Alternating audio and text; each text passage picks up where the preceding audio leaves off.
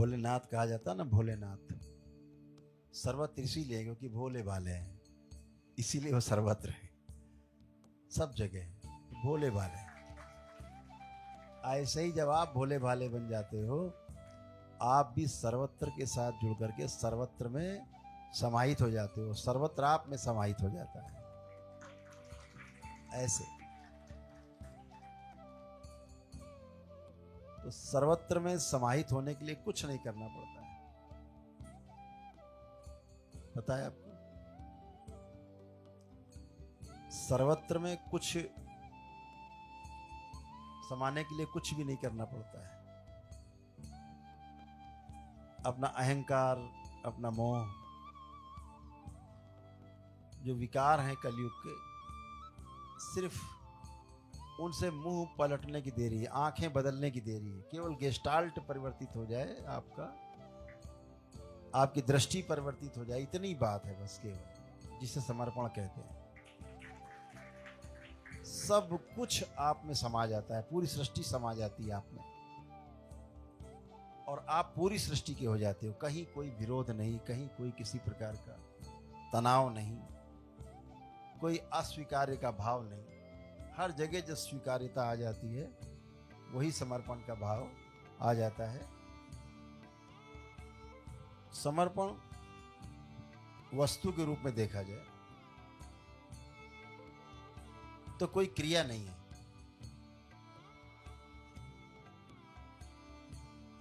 समर्पण किया नहीं जा सकता कभी भी। समर्पण करने का अभिनय कर सकते हैं आप, लेकिन समर्पण कोई क्रिया नहीं है, समर्पण किया नहीं जाता। समर्पण गुरु के समक्ष हो जाता है।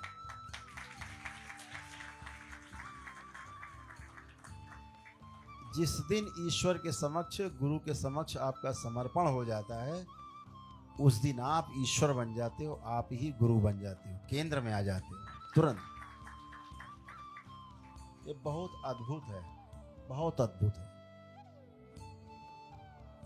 समर्पण एक ऐसी घटना है, ये घटती ही तब है जब आप में कोई विकल्प नहीं बचता है। जब तक आपके अंदर कोई विकल्प रहता है, तब तक समर्पण की घटना नहीं घटती। समर्पण घटित ही तभी होता है जब आपके पास कोई विकल्प नहीं रहता।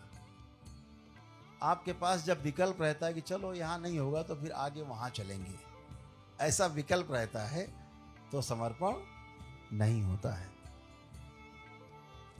समर्पण होता ही तब है जब अब कोई रास्ता नहीं बचा, सब रास्ते बंद हैं।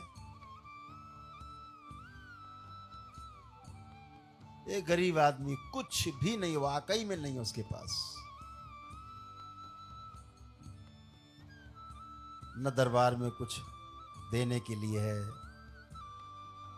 कुछ भी नहीं है, उसके पास भोजन के लिए भी नहीं है।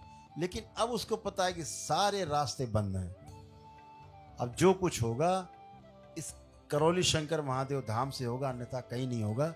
इसके बाद मृत्यु, इसके बाद मृत्यु है। यहां पर समर्पण घटित होता है। फिर वहां संकल्प की आवश्यकता नहीं है, प्रार्थना की आवश्यकता नहीं है। समर्पण का अर्थ है आप समा गए पूरा पूरा। आप एक बूंद थे जो समुद्र में मिल गए, समुद्र ही बन गए। ऐसा समर्पण होता है। तो जो समर्पण की घटना है वो घटित ही तभी होती है जब कोई विकल्प, संकल्प, विकल्प कुछ बाकी नहीं रहते।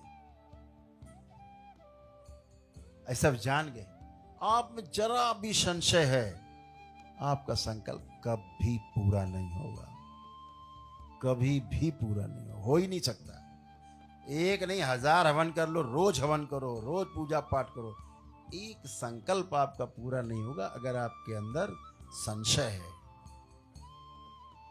वो संशय रूपी जहर आपको नष्ट कर देगा, आपकी हर पूजा पाठ को आपसे डिस्कनेक्ट कर देगा, निगेटिविटी ले जाएगी उसको, आपके अंदर संशय आया, आपका पुण्य निगेटिविटी ले गई।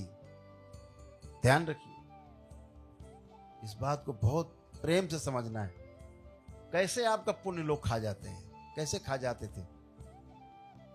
अब दरबार के प्रति आपके अंदर समर्पण है, बाबा माँ के प्रति हृदय में बहुत बड़ा स्थान है। लगता है बाबा माँ के अलावा कुछ है ही नहीं धरती दुनिया में, बाबा माँ नहीं तो कुछ नहीं, ऐसा भाव है। ऐसा बाबा माँ छूट गए तो क्या होगा, ऐसा एक भाव पकड़ के बैठे हुए, ये संकल्प को पूरा करता है।